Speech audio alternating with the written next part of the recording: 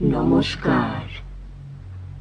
রাত 12টার পর ভয়ঙ্কর ভূত কথাতে সকলকে ভৌতিক স্বাগত জানাই।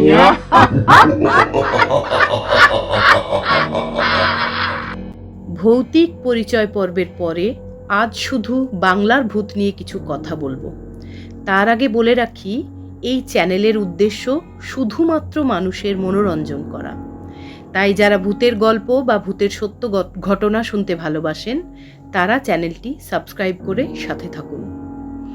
এরপর আসতে চলেছে বিভিন্ন গা ছমছমে ভূতের কাহিনী বা আমার ও আমার পরিচিত মানুষের জীবনে ঘটে যাওয়া বিভিন্ন লোমহর্ষক ভৌতিক কাহিনী। আজ তবে বাংলার ভূত সম্বন্ধে দু এক কথা বলি। বাংলার লোকসংস্কৃতিতে ভূত একটি গুরুত্বপূর্ণ অংশ জুড়ে আছে। বিভিন্ন অশরীরী আত্মাকে আমরা ভূত বলে আখ্যা দিয়ে থাকি, যাদের স্বাভাবিক মৃত্যু হয় না ও যাদের পারলৌকিক ক্রিয়া সম্পন্ন হয় না ঠিকঠাক করে। আমাদের ধারণা তারাই ভূতে পরিণত হয়।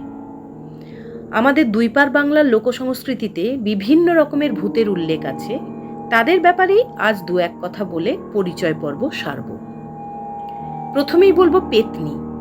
ভূত বা প্রেতাত্মার নারীবাচক শব্দই হচ্ছে পেতনি। এরা হয় ভয়ঙ্কর বদমেজাজি, কুৎসিত ও অভিশপ্ত। পায়ের পাতা ও পায়ের আঙুল থাকে উল্টো দিকে, অর্থাৎ পিছন দিকে। এরা সুন্দরী নারীর বেশ ধরতে পারে। এদের বাসস্থান হয় শেওড়া গাছ।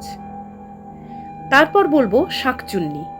যেসব নববিবাহিত মহিলারা বিবাহিত জীবন উপভোগ করার আগেই মারা যায়, তারাই শাঁকচুন্নিতে পরিণত হয় বলে আমাদের ধারণা। এরা শাখা পলা পড়ে থাকে ও নববিবাহিতা মেয়ের ওপর ভর করে তাদের জীবন উপভোগ করতে চায়।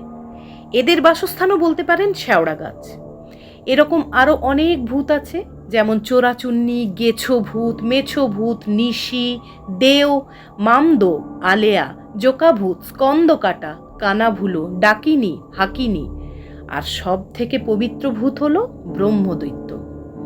এই সব ভূতেদের একাধিক গল্প ও সত্য ঘটনা পরবর্তী পর্ব থেকে আপনাদের কাছে তুলে ধরতে চলেছি।